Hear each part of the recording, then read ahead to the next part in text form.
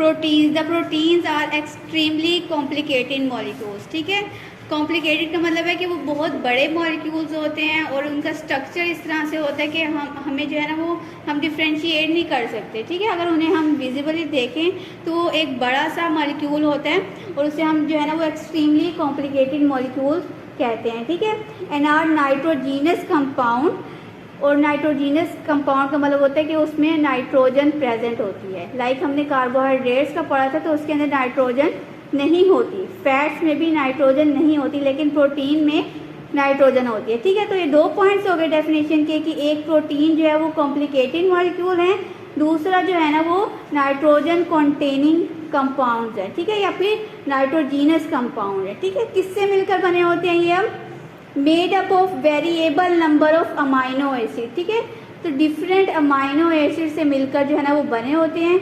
ये 2 भी हो सकते हैं, 3 भी हो सकते हैं, 4 भी हो सकते हैं। ठीक है, तो variable number of amino acid मतलब कि different number of amino acid से मिलकर बने होते हैं। ठीक है, join to each other by specific type of covalent bond. ठीक है, तो अब वो कह रहे हैं कि कोवलेंट बॉन्ड की उन्होंने जो है कि जो आपस में वो ज्वाइन होते हैं तो उनके दरमियान में specific type of covalent bond होता है जिसे उन्होंने नाम दिया हुआ है कि पेप्टाइड बॉन्ड कहते हैं या फिर पेप्टाइड लिंकेज कहते हैं। ठीक है, ये जो कोवलेंट बॉन्ड है उसी की बॉन्ड की जो है ना वो उन्होंने बता रखी है, लिंकेजेस के नाम बता रखे हैं। ठीक है, अब डेफिनेशंस में क्या हो गया है कि प्रोटीन जो है वो एक्सट्रीमली कॉम्प्लिकेटेड मॉलिक्यूल है और नाइट्रोजीनस कंटेनिंग होते हैं जो कि किससे मिलकर बने होते हैं? अमाइनो एसिड से।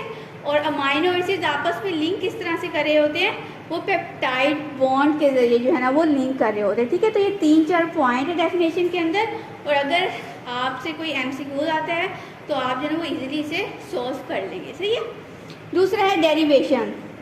The name protein derive from Greek word protos which means the first और द सुप्रीम। ठीक है, तो जो प्रोटीन का जो लफ्ज़ है ये एक यूनानी लफ्ज़ से अखज़ हुआ है जिसका मतलब है प्रोटोस, और उस प्रोटोस के क्या मायने हैं कि पहला या फिर जो है ना वो सुप्रीम मतलब कि बहुत इंपॉर्टेंस का हामिल जो है ना वो कंपाउंड होते हैं, उसको उन्होंने जो है ना वो प्रोटीन का नाम दे दिया। Proteins are polymers of amino acids, मतलब वही ऊपर वाली डेफिनेशन वाली बात कि प्रोटीन जो है वो अमाइनो एसिड से मिलकर बने होते हैं। सही है। नेक्स्ट लिखा हुआ है कि general formula of amino acid. अब अमाइनो एसिड का जो है ना फार्मूला बताया हुआ है कि इसके अंदर जो है ना वो बेसिकली दरमियान में जो कार्बन है उसे हम कहते हैं सेंट्रल कार्बन या चिराल कार्बन। सही है। उसके राइट साइड पे है COOH। इस कंपाउंड को हम कहते हैं कार्बोक्सिलिक एसिड। ठीक है, इसे फंक्शनल ग्रुप भी कह सकते हैं हम, और जो है ना इसका नाम है कार्बोक्सिलिक ग्रुप। सही है। किसी भी प्रोटीन का या अमाइनो एसिड का स्ट्रक्चर होगा तो ये चिराल कार्बन होगी और इसके साथ कार्बोक्सिलिक ग्रुप अटैच होगा। नेक्स्ट लेफ्ट साइड के ऊपर लिखा हुआ है R। तो R जो है वो ऑर्गेनिक केमिस्ट्री हमने मैट्रिक में पढ़ी है, तो ये जितने भी कंपाउंड होंगे उसमें से कोई सा भी कंपाउंड जो है ना वो यहाँ पे आ सकता है।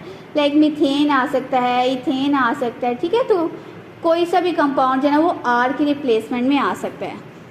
ऊपर टॉप पर है H हाइड्रोजन, ये भी कांस्टेंट रहेगा, और नीचे नाइट्रोजन है ये भी कांस्टेंट ही रहेगा, सॉरी अमोनिया NH2। ठीक है, तो ये भी कांस्टेंट रहेगा। सिर्फ चेंज क्या होगा, R जो है वो चेंज होता रहेगा। ठीक है, राइट साइड के ऊपर हमारे पास कार्बोक्सिलिक ग्रुप आ गया, लेफ्ट साइड के ऊपर R कोई भी ऑर्गेनिक कंपाउंड हो सकता है, टॉप पे हमारे पास हाइड्रोजन आ गया और जो है ना वो बॉटम डाउन पे हमारे पास अमोनिया का ग्रुप आ गया। ठीक है, अब आगे वो क्या कहते हैं, amino acid have 2 characteristics functional group, the amino group NH2, the functional group carboxylic group.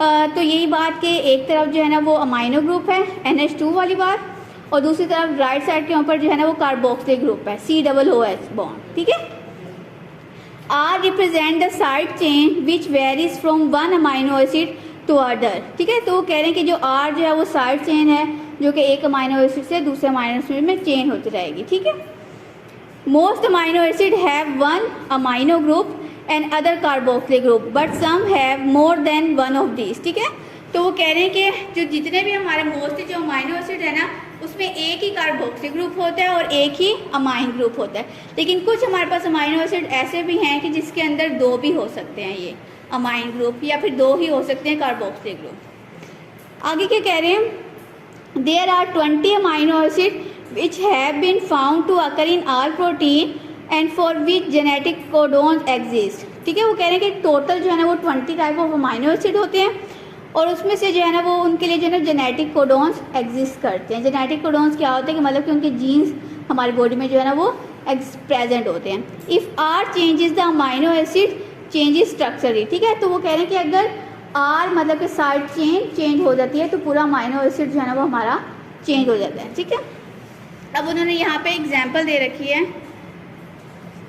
तो फर्स्ट एग्जाम्पल में जो है ना वो उन्होंने जो हमारी साइड चेन है आर को उससे एच से रिप्लेस कर दिया, ये हमारे पास आ जाता है ग्लाइसिन। और सेकंड में जो है ना वो उन्होंने आर चेन को रिप्लेस कर दिया मीथेन के साथ CH3 के साथ। ठीक है, तो ये हमारे पास जो अमाइनो एसिड फॉर्म हो जाता है वो उसे कहते हैं एलानिन।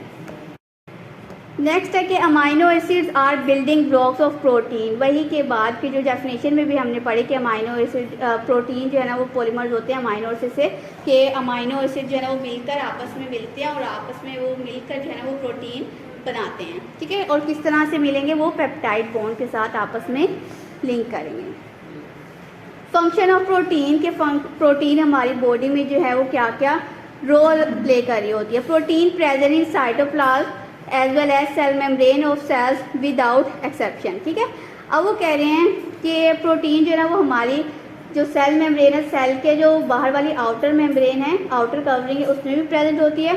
और जो सेल का इंटरनल स्ट्रक्चर होता है मतलब साइटोप्लाज्म जहाँ पे फ्लूइड प्रेजेंट होता है और ऑर्गेनेल्स प्रेजेंट होती है, उधर भी जो है ना वो प्रोटीन प्रेजेंट होती है। अब वो कह रहे हैं कि mammalian muscles contain 20% of protein. Blood plasma, हमारा जो ब्लड के 2 पार्ट्स होते हैं, एक प्लाज्मा होता है और उसमें जो है ना वो हमारी 7% ऑफ प्रोटीन जो है ना वो प्रेजेंट होती है। काउज में 3.5%, सीरियल्स में 12%, beans, nuts, pulses contain 20% of protein. ठीक है, तो अब आप ये देखो कि बीन्स, नट्स, पल्सेस में और मेमेलियन मसल सेल्स में दोनों में एक जितनी प्रोटीन जो है वो प्रेजेंट है 20%।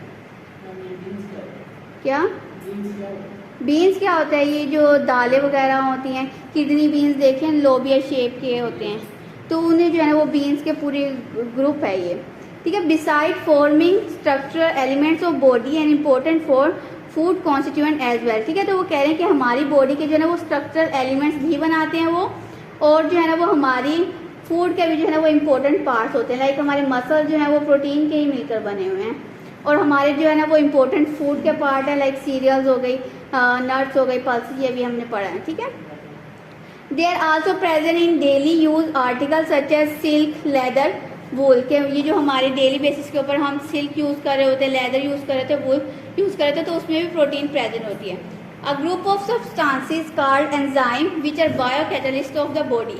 तो कह रहे हैं कि ये जो एंजाइम होते हैं जिससे रिएक्शन जो है ना वो फास्ट होता है। लाइक अगर कोई रिएक्शन 1 घंटे में होना है तो अगर हम एंजाइम को यूज़ करेंगे तो वो रिएक्शन हमें 10 मिनट में जो है ना वो ऑब्टेन हो जाएगा, उसका रिजल्ट हमारे पास आ जाएगा।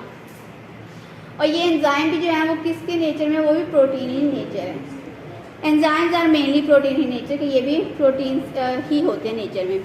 हार्मोनल इफेक्ट के प्रोटीन्स का हार्मोनल इफेक्ट क्या होता है, many of the hormones which regulate the chemicals and other process are made up of protein. तो जितने भी हमारे हार्मोन्स होते हैं जो कि हमारी बॉडी में जो है ना वो केमिकल्स की रेगुलेशन कर रहे होते हैं, डिफरेंट प्रोसेस में इन्वॉल्व हो रहे हैं, तो वो भी प्रोटीन ही नेचर ही होते हैं। ठीक है, समझ आ गई यहाँ तक। नेक्स्ट क्या है कि स्ट्रक्चर ऑफ प्रोटीन, कि प्रोटीन का स्ट्रक्चर किस तरह का होता है, प्रोटीन कैसे बनी हुई होती है। तो हमने ये बात पढ़ ली कि प्रोटीन जो है वो अमाइनो एसिड्स की बनी होती है।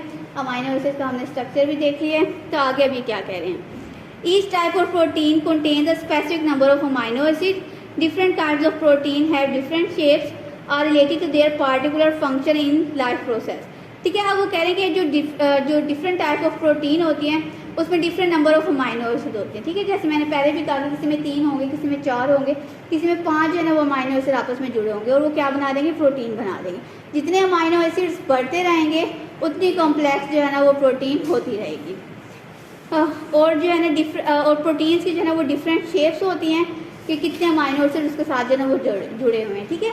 अगर कम अमाइनो एसिड जुड़े होंगे तो वो उसकी मतलब कि कम कम्प्लेक्स शेप होगी, अगर ज़्यादा जुड़े हुए होंगे तो वो कम्प्लेक्स की तरफ जो है ना वो जाती रहेगी protein molecules have different level of structure, कि वो कह रहे हैं कि प्रोटीन्स के जो है ना वो डिफरेंट के स्ट्रक्चर्स होते हैं।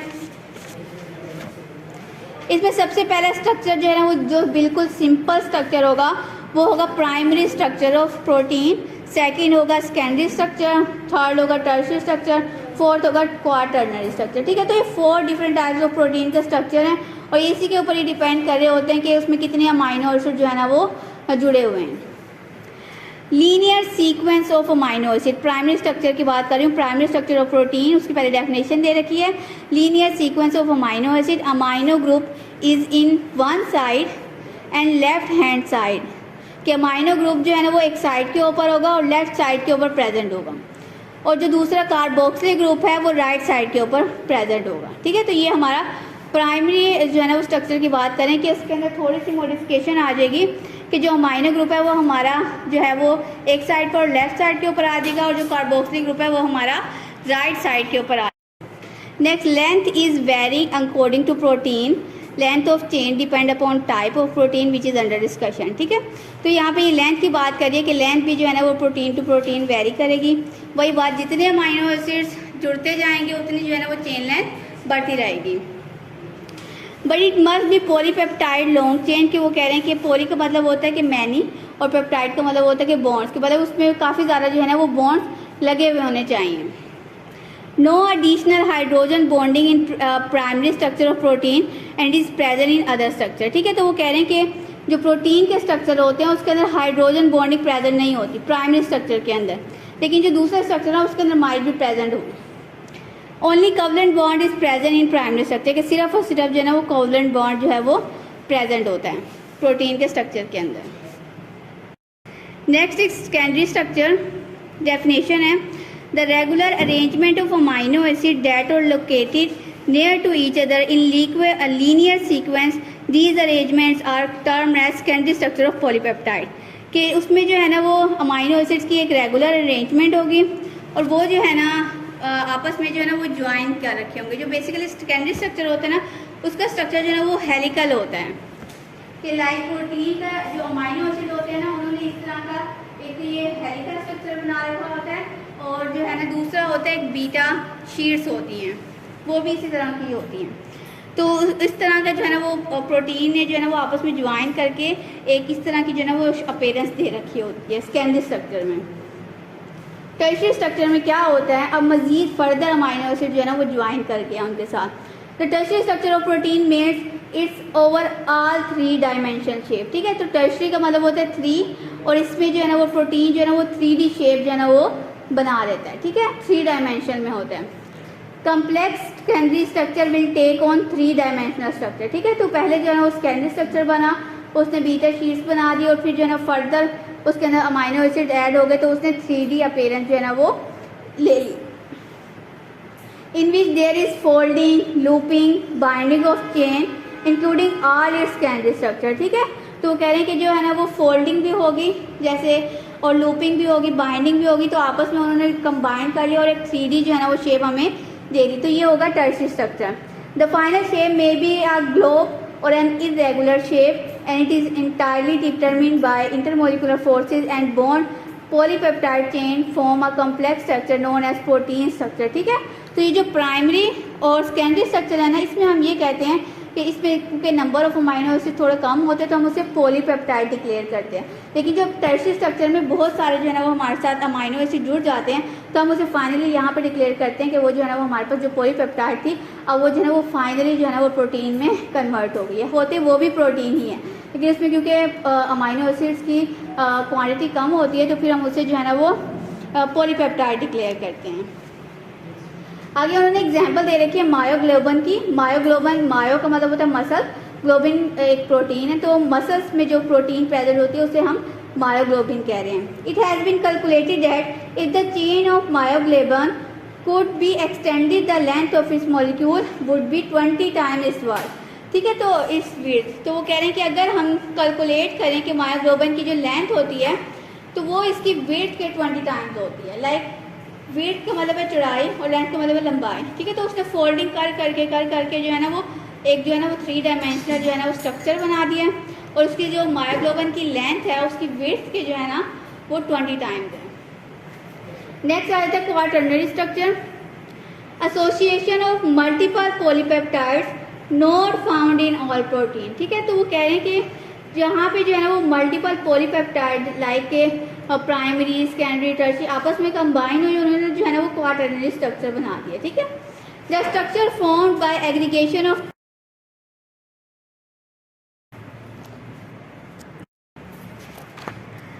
टॉपिक है biological role of proteins. Proteins है फॉलोइंग सम इम्पोर्टेंट रोल्स के प्रोटीन जो है वो हमारी बॉडी के अंदर जो कुछ इम्पोर्टेंट रोल प्ले करती है, जो कि उन्होंने कैटेगरीज वाइज जो है ना वो बताए हुए हैं। सबसे पहला है dietary protein. The supply of nitrogen and sulphur is regulated by dietary protein. तो जो प्रोटीन होती है जो हम डाइट से लेते हैं, तो वो ना सिर्फ नाइट्रोजन का सोर्स होती है और सिर्फ बल्कि इसके साथ साथ वो हमें सल्फ़र भी प्रोवाइड कर रही होती है, ठीक है। तो अगर हम डाइट से लाइक मीट दालें वगैरह ले रहे होते हैं तो उससे हमें नाइट्रोजन भी मिल रहा होता है और सल्फ़र भी मिल रहा होता है। Each 1 gram of dietary protein provide us 4.1 kilo calories, ठीक है। तो अगर हम 1 ग्राम प्रोटीन लेते हैं तो हमें 4.1 किलो कैलोरीज जो है ना वो एनर्जी मिल जाती है, ठीक है। उसके बाद सेकेंड है energy source.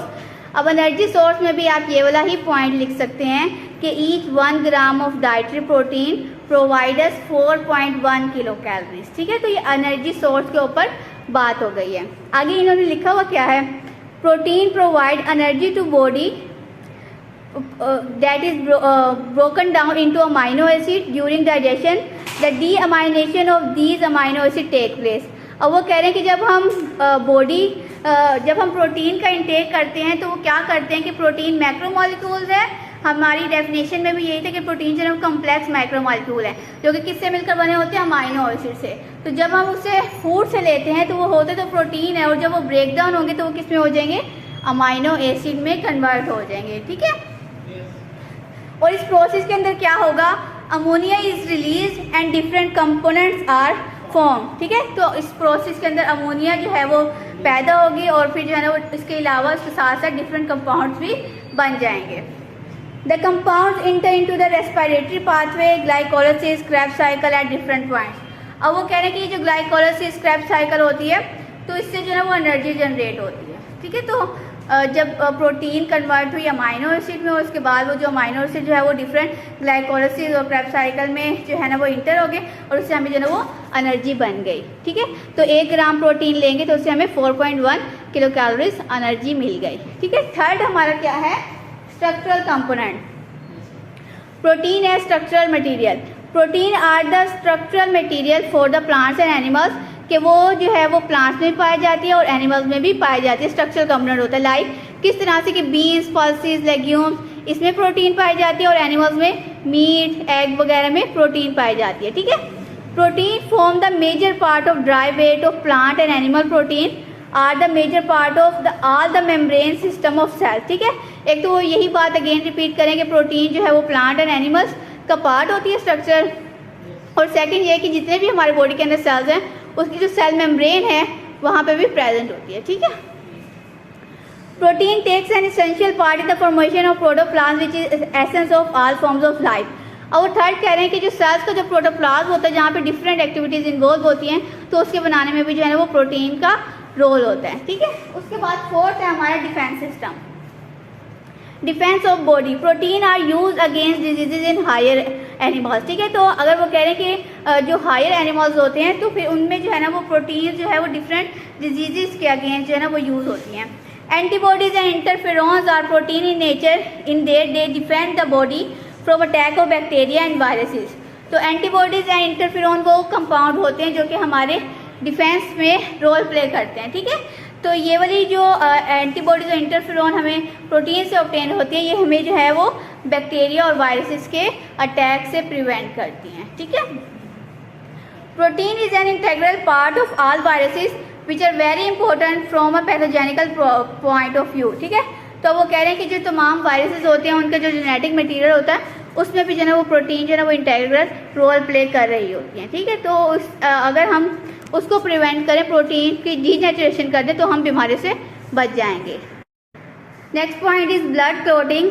They are involve in blood clotting through thrombin, fibrinogen and other protein factor. ठीक है, तो ये जो हमारी प्रोटीन्स है वो ब्लड क्लॉटिंग के अंदर रोल प्ले करती हैं। किसके थ्रू करती हैं?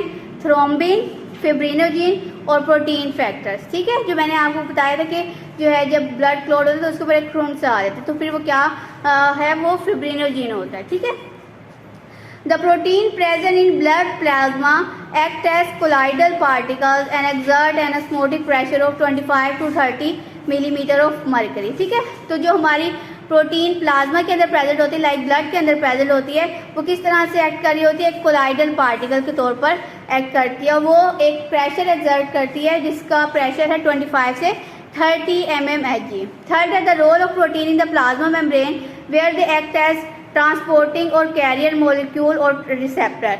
तो जो हमारी ब्लड प्लाज्मा की जो मेम्ब्रेन होती है, सेल मेम्ब्रेन होती है, उसमें जो प्रोटीन क्या करती है, वो ट्रांसपोर्टिंग और कैरियर मॉलिक्यूल्स और रिसेप्टर के तौर पर काम करिए। लाइक ये किसी भी मॉलिक्यूल के एंट्री होने को या तो वो अलाउ करती है या फिर प्रिवेंट करती है, या फिर उसको सपोर्ट करती है कि उसके साथ जो है ना वो मॉलिक्यूल जो है वो सेल के अंदर इंटर हो जाए। Contractility, most proteins are involve in contractility. Most proteins are involve in contractility के बहुत सारी प्रोटीन जो है वो कॉन्ट्रैक्टिलिटी में रोल प्ले करती हैं। ठीक है, तो इसमें आप एग्जांपल दे दें, actin and myosin in muscles. ठीक है, next is chromosome movement. Movement of organs in plant cells is due to the movement of chromosome during anaphase of cell division. अब ये क्या होती है कि जितनी भी प्लांट सेल्स की मूवमेंट होती है, ऑर्गन्स की मूवमेंट होती है प्लांट सेल्स में, तो वो क्या होती है, वो किसके थ्रू होती है? क्रोमोसोम्स के थ्रू होती है। ठीक है, और ये क्रोमोसोम्स की मूवमेंट किस फेज में? वो कह रहे हैं during anaphase of cell division. Enzyme, some protein act as enzyme, कि कुछ जो प्रोटीन्स होती है वो एंजाइम के तौर पर रोल प्ले करती हैं। Enzyme play important role in metabolic reaction, they enter and speed up specific chemical reaction. ठीक है, तो एंजाइम का हमने यही पढ़ा कि कुछ प्रोटीन जो होती है वो एंजाइम होती है। एंजाइम क्या करते हैं, वो जो है ना वो किसी भी रिएक्शन को फास्ट कर देते हैं। ठीक है, और जो है और इसके अलावा यहाँ पे लिखा हुआ है कि ये एंजाइम जो है ना वो मेटाबॉलिक रिएक्शन में भी इन्वॉल्व होते हैं। नेक्स्ट है exchange of gases. They execute their activities in the transport of oxygen and carbon dioxide by haemoglobin. ठीक है, तो वो कह रहे हैं कि प्रोटीन जो है ना वो अपनी एक्टिविटीज़ किस तरह से रोल प्ले करती हैं कि वो ट्रांसपोर्ट करती हैं ऑक्सीजन को बॉडी में और कार्बन डाइऑक्साइड को रिमूव करती हैं बॉडी से, कि वो उसे जो है ना वो लंग्स की तरफ लेकर जाती हैं। ठीक है, और इसमें जो है ना वो कौन रोल प्ले कर रहा होता है? हीमोग्लोबिन रोल प्ले कर रहा होता है। सम एक्ट एज हार्मोन, कुछ जो प्रोटीन्स है वो हार्मोन्स के तौर पर एक्ट करती हैं, like insulin, growth hormone, parathyroid hormone. Muscles protein have a role in contraction of muscle fibre, कि जो मसल्स की प्रोटीन होती हैं वो मसल फाइबर की कॉन्ट्रैक्शन में रोल प्ले करती हैं। Antarctic fish contain antifreeze protein which protect their blood from freezing. ठीक है, तो वो कुछ कह रहे हैं कि वो वाला वाटर जो कि मतलब कि बहुत ठंडा होता है, उसमें जो फिश जो है वो रहते हैं, वो कह रहे हैं कि उसकी जो प्रोटीन होती है वो उसे जो है ना फिश को जमने से बचाती है। ठीक है, next point is hormone. The hormones are protein in nature, have great effect on metabolic and reproduction. तो वो कह रहे हैं कि हार्मोन्स जो है ना वो प्रोटीन इन नेचर होते हैं और उनका इफेक्ट इसके ऊपर होता है, मेटाबॉलिक रिएक्शंस के ऊपर होता है, और जो हम रिप्रोडक्शन होता है लाइक पेरेंट्स टू ऑफस्प्रिंग का बनना, तो जो है उसमें बड़ा रोल प्ले करते हैं। ठीक है, अगर कहीं पे इनफर्टिलिटी होती है तो आप लोगों ने सुना होगा कि उसके हार्मोन्स जो है ना वो काफ़ी डिस्टर्ब हैं। ठीक है, तो इसके अंदर आप लोग एग्जांपल दे सकते हैं, यही जो एक्सचेंज ऑफ गैसेस के अंदर लिखी हुई थी ना एग्जांपल, यही insulin, growth hormone, parathyroid hormone. ठीक है, तो इससे एग्जांपल्स भी हो गए हैं हार्मोन की और हमें हार्मोन का फंक्शन भी पता लग गया है। Okay, next is heredity transmission.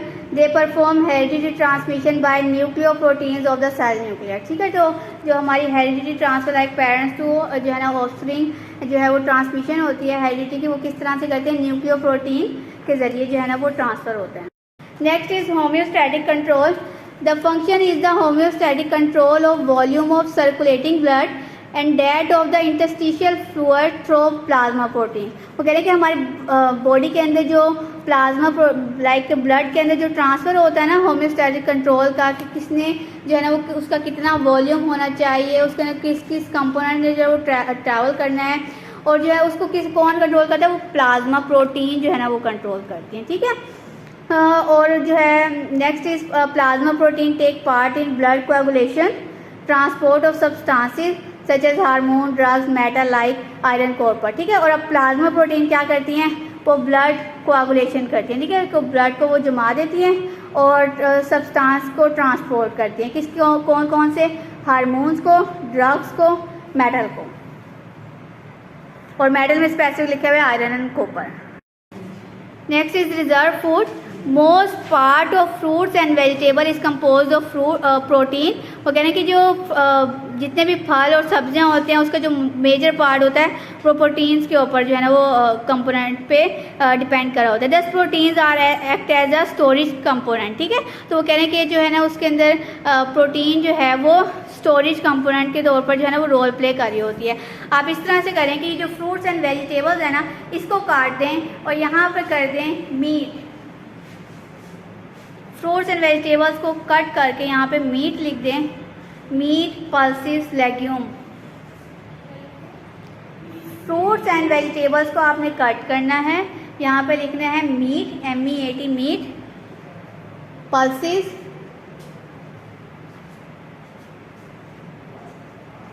Meet, pulses, legumes, nuts, दालें, बीन्स। ठीक है, ये हो गया। आगे उन्होंने एग्जाम्पल दे रखी है क्लासिफिकेशन ऑफ प्रोटीन। जिस तरह हमने बायोलॉजिकल रोल और प्रोटीन को रीअरेंज किया था उसी तरह से जो है ना वो हम क्लासिफिकेशन ऑफ प्रोटीन में प्रोटीन्स को भी जो है ना वो रीअरेंज कर लेंगे। ठीक है, proteins have been classified in several ways. Protein को जो है वो डिफरेंट तरह से जो है ना वो क्लासिफाई तकसीम किया जाता है। The following classification is based upon physiochemical properties of protein. की जो क्लासिफिकेशन होती है वो किसकी बेसिस के ऊपर होती है कि उनके फंक्शन क्या है और उनकी केमिकल प्रॉपर्टीज क्या है, फिजियो केमिकल। ठीक है, फंक्शन और केमिकल्स क्या है उनके। अब प्रोटीन में belong to one of the 3 types के। एक प्रोटीन जो होती है वो दी गई नीचे वाली टाइप्स में से किसी एक किस्म की हो सकती है। वो सिंपल हो सकती है, वो कंपाउंड हो सकती है, लाइक एक और जो है ना वो 2 कंपाउंड से मिलकर बनी हो सकती है, और उसे कंजुगेटेड प्रोटीन भी कहते हैं। और थर्ड है डिराइव्ड प्रोटीन, जो पहले 2 प्रोटीन से मिलकर बनी हुई हो। इसमें सबसे पहले आ जाता है सिंपल प्रोटीन्स। ऑन हाइड्रोलिसिस, मतलब कि जब उनके साथ वाटर ऐड किया जाता है तो प्रोटीन की ब्रेकडाउन हो जाती है, इसे हाइड्रोलिसिस कहते हैं। These protein yield only amino acid और देयर डेरिवेटिव्स। कि जब उनकी प्रोटीन की ब्रेकडाउन होती है वाटर की प्रेजेंस में तो क्या ये वाली प्रोटीन जो होती है वो सिर्फ अमाइनो एसिड्स बनाती हैं और उनके डेरिवेटिव्स बताती हैं। ठीक है, these consist of the following type. और ये जो सिंपल प्रोटीन्स होती हैं उसको हमने फॉलोइंग टाइप्स में कन्वर्ट कर दिया है। First is albumin. These are water soluble proteins. Albumin क्या होती है कि ये वाटर में जो है ना वो हल हो जाती हैं। And occur in both plants and animals kingdom. ठीक है, तो वो एल्ब्यूमिन वाटर सोल्यूबल होती है और हम उसे प्लांट से भी ले सकते हैं और एनिमल से भी ले सकते हैं। एग्जाम्पल में क्या है, serum albumin, Oval albumin, left albumin in animals and legumes in plants. ठीक है, तो अगर हम ये एनिमल्स की बात करेंगे तो हमें ये एनिमल से भी मिल सकती है और जो है ना प्लांट्स में जो है ना वो हमारा सोर्स है लेग्यूम्स। ठीक है, तो एल्ब्यूमिन की बात हो गई। Second is एल्ब्यूमिनॉइड्स।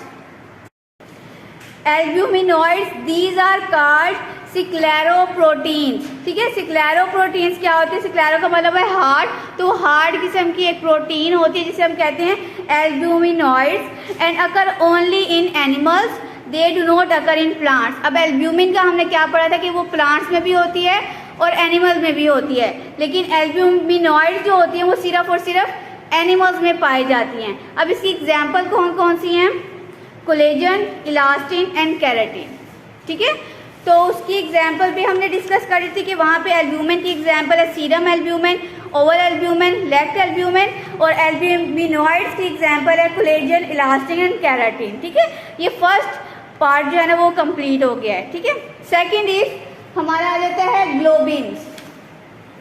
ग्लोबिन्स these are rich in histidine but are not basic. तो ये जो ग्लोबिन जो होती हैं वो हिस्टिडीन एक अमाइनो एसिड है जो कि बेसिक इन नेचर होता है, लेकिन जो है ना ग्लोबिन जो होती हैं वो बेसिक नेचर की नहीं होती।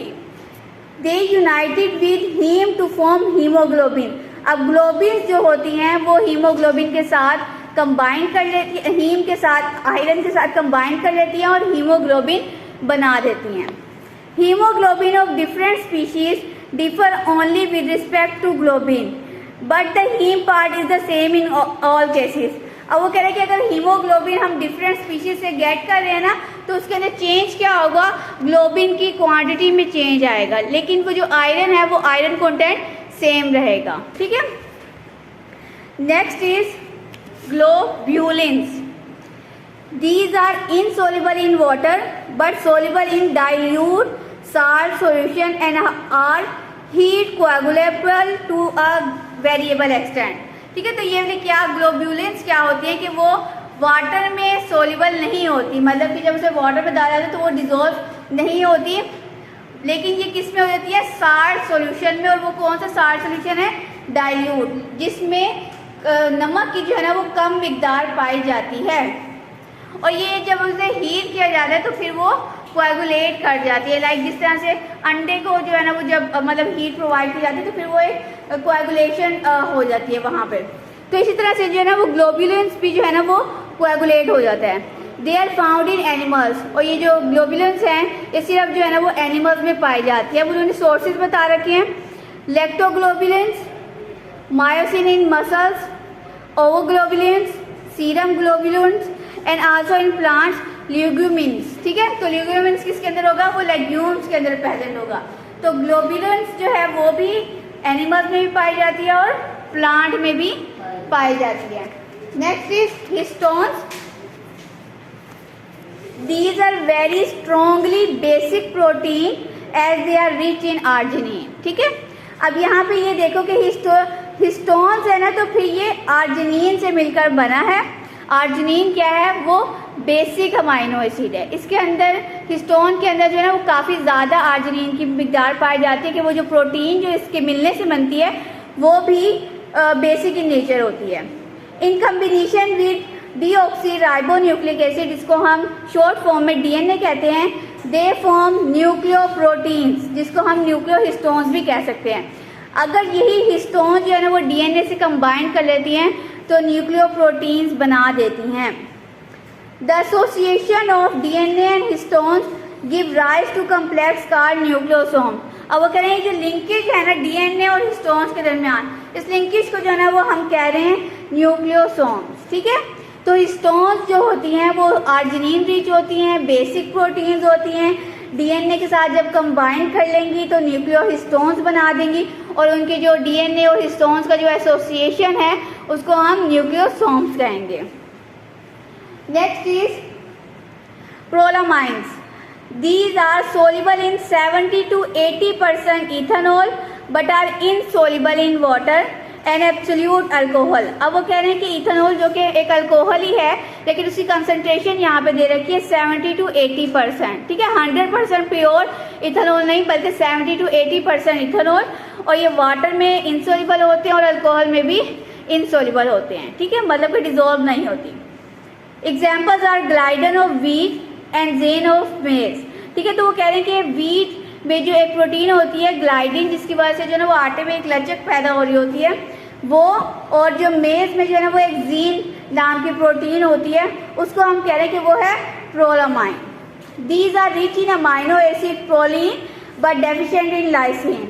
अब वो कह रहे हैं कि इन्हें प्रोलामाइन क्यों कहते हैं, क्योंकि उनके अंदर एक अमाइनो एसिड होता है प्रोलीन, वो ज़्यादा मिकदार में प्रेजेंट होता है, इसलिए उन्हें प्रोलामीन कहते हैं। ठीक है, और दूसरे अगर एमसीक्यू आ जाए कि वीट में या मीज में कौन सा अमाइनो एसिड ज़्यादा मिकदार में प्रेजेंट होता है तो वो है प्रोलीन, और अगर पूछा जाए कि इन्हीं दो में जो है ना वो कौन सा अमीनो एसिड कम मिकदार में प्रेजेंट होता है तो वो है लाइसिन। ठीक है। Next is protamines. These are present in sperm cell like histones. वो कह रहे हैं कि जो प्रोटामाइंस होते हैं वो स्पर्म सेल्स के अंदर प्रेजेंट होते हैं। They form nucleoprotein with nucleic acid and are rich in arginine. ठीक है, तो ये भी आर्जिनिन में रिच होते हैं। जिस तरह से हिस्टोन आर्जिनिन में रिच होते हैं, इस तरह से प्रोटामाइंस भी जो है ना वो आर्जिनिन में रिच होते हैं। और वो जब न्यूक्लिक एसिड के कंबाइन करते हैं, न्यूक्लिक एसिड के साथ कंबाइन करते हैं तो न्यूक्लियोप्रोटीन्स बना देते हैं। These protein lack in both tyrosine and tryptophan. अब वो कह रहे हैं कि ये जो प्रोटीन्स होती हैं उसके अंदर टेरोसिन भी नहीं होता और ट्रिप्टोफान भी नहीं होता। टेरोसिन और ट्रिप्टोफान दोनों जो है वो अमाइनो एसिड्स हैं। ठीक है, अब ये क्लियर है ये सिंपल प्रोटीन्स। उसके बाद आता है हमारे पास कंपाउंड और कंजुगेटेड प्रोटीन। ठीक है, अब कंपाउंड से ये लफ्ज़ जाहिर है कि दो कंपाउंड आपस में मिले, दो सब्सटेंस आपस में मिले और उन्होंने आपस में कंपाउंड बना दिया। In these molecule protein is attached or conjugated to some non protein group which are called prosthetic group. अब इसमें क्या हो रहा है कि प्रोटीन है और दूसरा जो है ना वो नॉन प्रोटीन ग्रुप है, तो दोनों ने आपस में कंबाइन किया, उनके दरमियान में लिंकेज डेवलप हो गई और उसको हम कहेंगे कंपाउंड प्रोटीन या फिर कंजुगेटेड प्रोटीन। और वो जो नॉन प्रोटीन ग्रुप है ना उसको हम प्रोस्थेटिक ग्रुप भी कह सकते हैं। The following types of protein belongs in this group. तो वो कह रहे हैं कि जो नीचे दी गई प्रोटीन है वो वाली प्रोटीन जो है ना वो इस क्लास में फॉल करती हैं। तो न्यूक्लियो प्रोटीन जिसके अंदर न्यूक्लिक एसिड ने कंबाइन किया है प्रोटीन के साथ, तो प्रोटीन है, हमारी प्रोटीन पार्ट हो गया, और न्यूक्लियो जो पार्ट है उसे हम प्रोस्थेटिक ग्रुप भी कह सकते हैं। ठीक है, तो न्यूक्लिक एसिड और प्रोटीन का कम्बिनेशन हो गया न्यूक्लियो प्रोटीन। फॉस्फोप्रोटीन जिसमें फॉस्फेट ने प्रोटीन के साथ बाइंड किया हुआ है।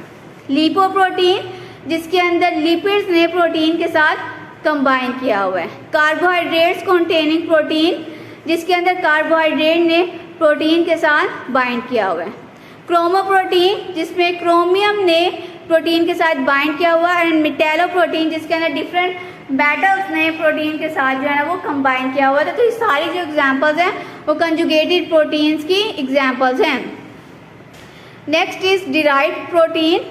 This class of protein include substances which are derived from simple and conjugated protein. अब वो ये कह रहे हैं कि इस क्लास में जो प्रोटीन्स आती हैं उसके अंदर वो वाले सब्सटेंसेस होते हैं जिनको हमने सिंपल प्रोटीन से लिया है या फिर जो है ना वो कंजुगेटेड प्रोटीन से लिया है। दीज प्रोटीन आर सब divided into primary and secondary drive protein. और इसके अंदर यहाँ पे फर्दर इसकी क्लास है प्राइमरी और secondary protein. Primary derived protein, तो प्राइमरी ड्राइव प्रोटीन क्या होती हैं? These are synonyms with denatured proteins. अब वो कह रहे हैं कि जो डी नेचर प्रोटीन होती है, लाइक अंडा है, प्रोटीन है उसके अंदर, उसको जब हम तवे के ऊपर फ्राई वगैरह करते हैं तो वो क्या होता है, कोएगुलेट हो जाता है, तो वो उसकी जो प्रोटीन होती है वो डी नेचर हो जाती है। ठीक है, तो इस डी नेचर प्रोटीन को जो है वो हम प्राइमरी डिराइव्ड प्रोटीन भी कह सकते हैं। Denaturation take place when some or all of the cross linkages which normally keep the molecular structure of protein intact are split. ठीक है, वो कह रहे हैं कि डी नेचुरेशन कब होती है? जब प्रोटीन के वो वाले स्ट्रक्चर जिन्होंने उसका एक प्रॉपर शक्ल दे रखी होती है वो उसके लिंकेजेस जो है ना वो टूटने लग जाते हैं। अब हमें पता है लिंकेजेस कौन सा होता है, यहाँ पे पेप्टाइड लिंकेज होता है। ठीक है, तो वो जब हीट देते हैं, कोई भी हम केमिकल रिएक्शन अप्लाई करते हैं तो प्रोटीन जो है वो डी नेचर होने लग जाती है, तो उसको हम कहेंगे primary derived protein. Secondary derived protein, these substances are intermediate formed in the progressive hydrolysis of protein molecule. अब वो कह रहे हैं कि जब हाइड्रोलिसिस हो रही होती है तो इसके दरमियान में डिफरेंट स्टेप्स आ रहे होते हैं, तो किसी भी स्टेप्स के दरमियान में जो है ना जो हमें प्रोटीन ऑब्टेन होगी वो हम उसे कहेंगे इंटरमीडिएट जो है ना वो इंटरमीडिएट या secondary derived protein.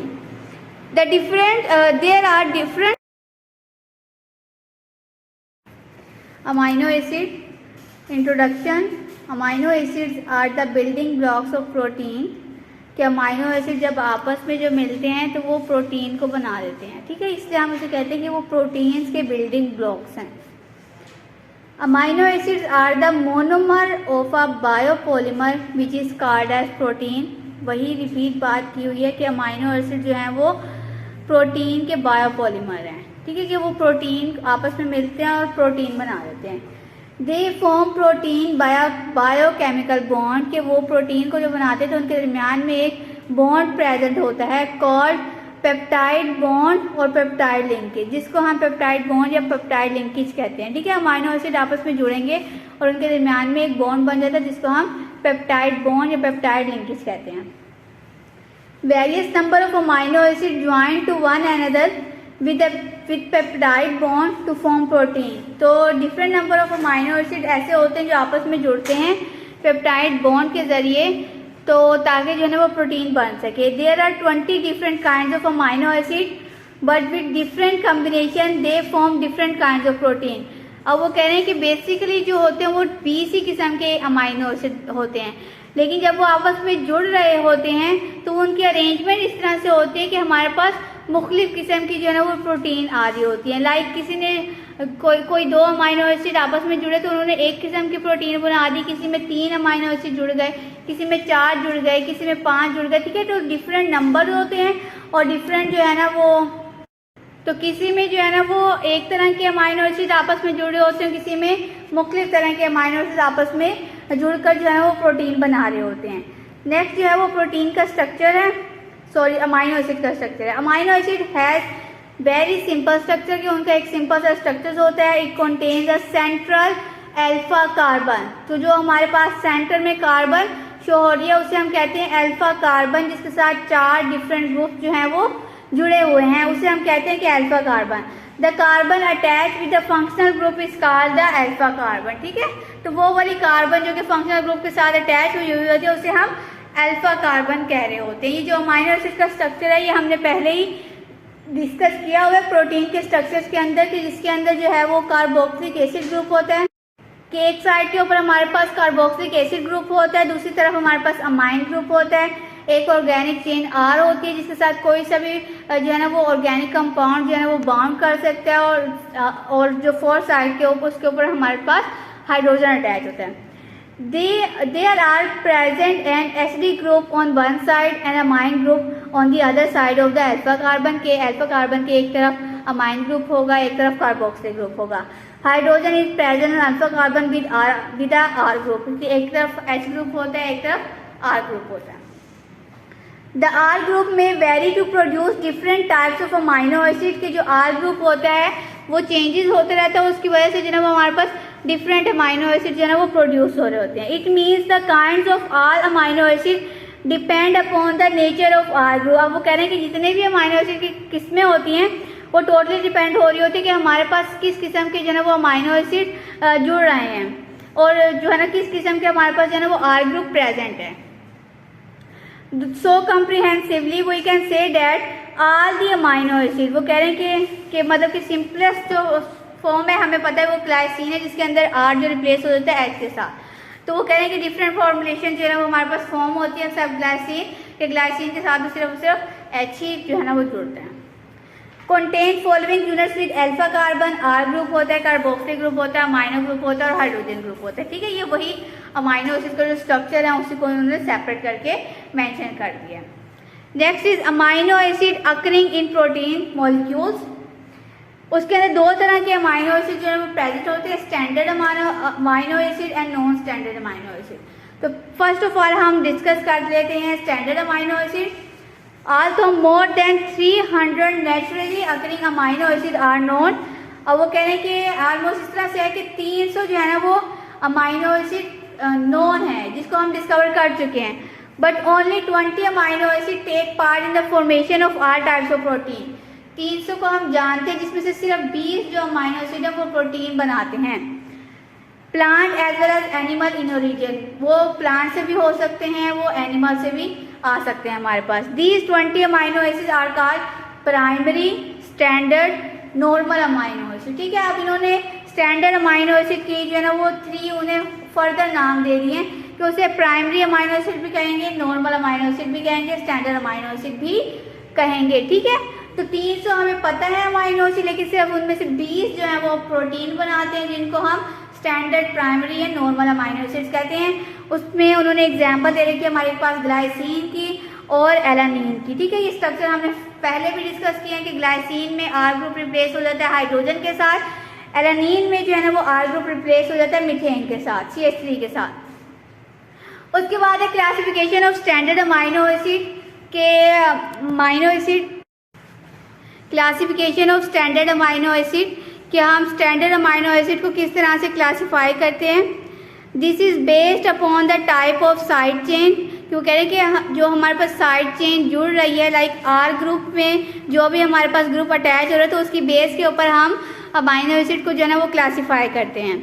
R group present because it is the side chain which gives distinctive properties to the amino acid। वो कह रहे हैं कि जो R group present होता है उसकी बेस के ऊपर हम क्लासीफाई कर रहे होते हैं, क्योंकि यही वो ग्रुप है जिसकी वजह से एक अमाइनो एसिड दूसरे अमाइनो एसिड से डिफरेंस हो रहा होता है, और फिर जो उसे प्रोटीन बन रही होती है वो भी जो है ना वो आपस में एक दूसरे से मुख्तलिफ होती हैं। इसके अंदर सबसे पहले है amino acid with non polar aliphatic side chain. अब वो वाले अमाइनो एसिड जो पानी के अंदर जो है ना वो डिजोल्व नहीं होते और आपस में जो है ना वो एक दूसरे से एक लीनियर चेन के जरिए जुड़े होते हैं, ठीक है। तो इसमें हम कह देते हैं कि these include glycine, alanine, valine, leucine, isoleucine. अब ये जो अमाइनो एसिड हैं ये कैटेगरी में आते हैं non polar aliphatic side chain. Next is amino acid with aromatic side chain. These amino acid includes phenylalanine, tyrosine, tryptophan and are said to be relatively polar। अब ये जो अमाइनो एसिड होंगे वो बनिस्बत जो है ना वो एलिफैटिक के ये पानी के अंदर जो है ना वो हल हो जाएंगे और उनके अंदर जो है ना वो एरोमेटिक साइड चेन होंगे। Next is side chain containing hydroxyl group. These include serine and threonine के इसके अंदर जो साइड ग्रुप हो गया उसके अंदर कोई भी जो है ना वो हाइड्रोक्सल ग्रुप जो है ना वो अटैच होगा। उसके बाद है amino acid with side chain containing sulphur atom, के वो वाले अमाइनो एसिड जिसके अंदर जो है ना वो सल्फर प्रेजेंट होगा। और सल्फर कौन कौन से अमाइनो एसिड के अंदर प्रेजेंट होगा, वो सिस्टीन है, मिथियोनिन है, ठीक है। तो आपने ये MCQs के तौर पर भी याद रखते हैं कि कौन से अमाइनो एसिड में सल्फर प्रेजेंट होता है।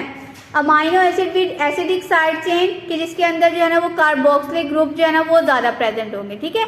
या एक प्रेजेंट होगा या दो प्रेजेंट, एक तो मस्त होता है तो दो प्रेजेंट हो गए, तीन प्रेजेंट हो गए, ठीक है। तो these include glutamic acid and aspartic acid. तो उसके अंदर जो है ना वो एसिड आ रहे हैं कि glutamic acid and aspartic acid में जो है ना वो एसिडिक साइड चेन है।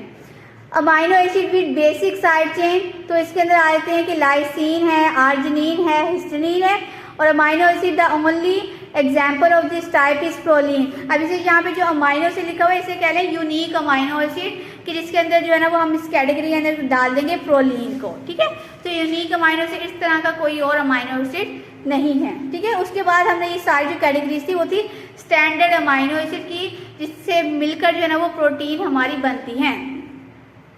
अब नॉन स्टैंडर्ड अमाइनो एसिड क्या क्या होंगे, कि वही जो प्रोटीन को नहीं बनाते होंगे, हमने डिस्कवर करे लेकिन प्रोटीन उनसे मिलकर जो है ना वो नहीं बनते। अब उसके अंदर क्या क्या आ जाता है, the non standard amino acid are those amino acid which contrary to the standard amino acid already describe do not take part in protein synthesis. अब वो कह रहे हैं कि वो वाले अमाइनो एसिड जो कि ना प्रोटीन सिंथेसिस में रोल प्ले नहीं करते, but many of them play important role in the body. लेकिन उनमें से जो बहुत सारे हैं वो हमारी बॉडी में जो है ना वो काफ़ी अहम रोल जो है ना वो प्ले कर रहे होते हैं।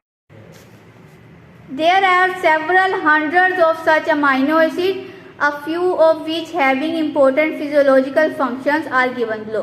अब वो कह रहे हैं कि इस तरह के जो नॉन स्टैंडर्ड अमाइनो एसिड होते हैं वो बहुत सारे हैं, हंड्रेड्स की तादाद में हैं, लेकिन कुछ के जो मतलब कि फिजियोलॉजिकल फंक्शन जो हमारी बॉडी के अंदर रोल प्ले कर रहे होते हैं, तो वहाँ पे इधर जो है ना वो उनकी डिटेल दे रखी है। और उसके अंदर जो है वो सिट्रोलिन है, ऑर्निथिन है, आर्जिनोसक्सिनेटिक एसिड है, ठीक है। उसके अंदर अब फर्दर जो है ना वो उन्होंने बताया हुआ है कि बीटा एलानिन, अब उन्होंने फर्स्ट 3 के सिर्फ नाम्स बता दिए, उसके बाद जो है ना थोड़ी थोड़ी डिटेल्स ऐड कर दी हैं। Beta alanine it is a part of molecule of a vitamin name as pantothenic acid, ठीक है। तो अब ये एक वाइटामिन है जिसका नाम है पेंटोथेनिक एसिड, तो बीटा एलानिन उसका पार्ट है। लाइक अगर बीटा एलानिन नहीं होगा तो पेंटोथेनिक एसिड इनकम्प्लीट है और वो अपने बॉडी में जो है ना वो रोल प्ले नहीं कर पाएगा। ये हम पढ़ेंगे, सारे जो वाइटामिन है ना ये आगे हमारे इसी बायोकेमिस्ट्री में जो है ना वो हम आगे जाके पढ़ेंगे। अब पेंटोथेनिक एसिड दूसरा, it is a widely distributed vitamin, it forms a part of the coenzyme A which takes of metabolic reactions. अब वो कह रहे हैं कि जो पेंटोथेनिक एसिड है ये एक वाइटामिन है जो कि वाइडली डिस्ट्रीब्यूट हुआ हुआ है और ये जो है ना किस में रोल प्ले करता है, कोएंजाइम ए का जो है ना वो पार्ट बनाता है। और कोएंजाइम ए क्या है, वो हमारी बॉडी में डिफरेंट जितने भी रिएक्शंस हो रहे होते हैं, मेटाबॉलिक रिएक्शन लाइक डाइजेशन है, हमारे पास रेस्पिरेशन वगैरह चल रही होती है, तो जितने भी मेटाबॉलिक रिएक्शंस होते हैं हमारी बॉडी के अंदर उसके अंदर रोल प्ले कर रहा होता है। Next is gamma amino butyric acid, जिसको हम शॉर्ट फॉर्म में गाबा भी कहते हैं। It occurred in brain and other tissue, it has an important physiological role as neurotransmitter. अब ये जो गैबा है ना ये हमारे ब्रेन में होता है और हमारे बॉडी के डिफरेंट टिश्यूज़ में पाया जाता है और इसका क्या फंक्शन होता है कि ये हमारी बॉडी में न्यूरोट्रांसमीटर के तौर पर काम करता है, कि मतलब कि ये सिग्नल्स को जनरेट करता है और एक जगह से दूसरी जगह पहुंचा देता है। ठीक है। Next is dihydroxyphenyl alanine, it is formed in tissue during the metabolism of phenyl alanine and tyrosine. अब फिनाइल एलानिन एंड टेरासिन क्या है, अमाइनो एसिड हैं, तो वो उसके मेटाबॉलिज्म के दरम्यान में जो है ना ये हमारे टिश्यूज के अंदर जो है ना वो बनता है। L-DOPA is being used in treating Parkinsonism, as in the brain it gives rise to dopamine which is a neurotransmitter। ठीक है। अब एक पार्किंसन जो है वो डिजीज़ है, उसके अंदर वो कह रहे हैं कि L-DOPA को जो है वो हम यूज़ करते हैं क्योंकि ये न्यूरोट्रांसमीटर डोपामिन को सिक्रीट आउट करता है। Next is homocysteine and 9th number पे है iodinated amino acid. These are mono iodotyrosine, diiodotyrosine, triiodotyrosine and टेट्राआइडोथेरोनिन।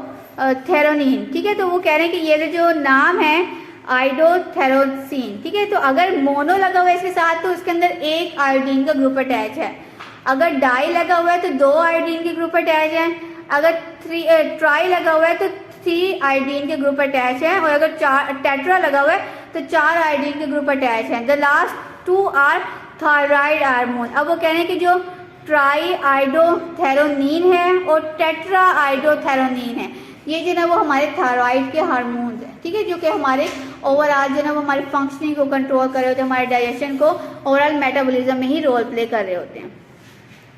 अब नेक्स्ट जो आगे वो है फंक्शंस ऑफ अमाइनो एसिड के फंक्शंस क्या रोल प्ले करते हैं अमाइनो एसिड हमारी बॉडी में।